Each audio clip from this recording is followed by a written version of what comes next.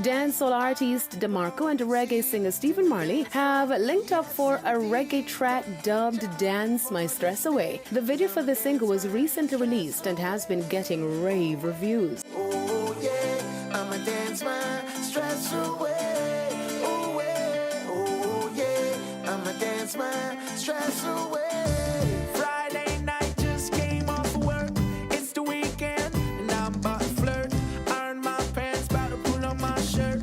Because tonight I'm gonna go berserk. Now, Dance My Stress Away blends beautiful guitar strings with vibrant kick drums to create the perfect feel-good summer anthem. The track will be featured on DeMarco's album, which will be released on all digital platforms this October. The album will also feature Sean Paul, Shaggy, Kimani Marley, and African Artist of the Decade winner Sarkodie.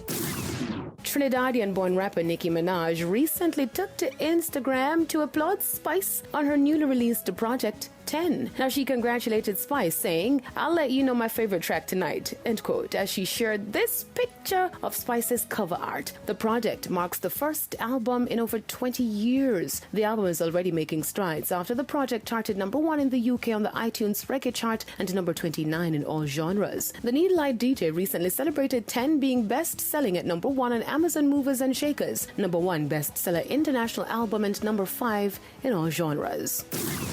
Now onto the international scene, where late R&B artist Aaliyah's catalogue of music is finally being released on Spotify. The final two records, One in a Million and Aaliyah, have been in limbo for years as a result of legal issues and uneasiness in her family. Spotify on Thursday shared the news with fans of the beloved star who have been craving access to her catalogue. The album One in a Million will be available in August, while Romeo Must Die soundtrack will be out September 3. Her self-titled album Aaliyah is coming September, and I Care For You and the Ultimate Aaliyah compilation set for October. Now, Aaliyah's estate had released a statement earlier saying that protecting her legacy is and will always be their focus. But now in this 20th year, the unscrupulous endeavor to release her music without any transparency or full accounting to the estate compels their hearts to express one word: forgiveness. Now, fans were in the comments under the release begging for the release of Aaliyah's music. The only project that is currently unavailable is 1994's Age Ain't Nothing But a Number. The singer, who was born Aaliyah Dana Horton, died August 25 in 2001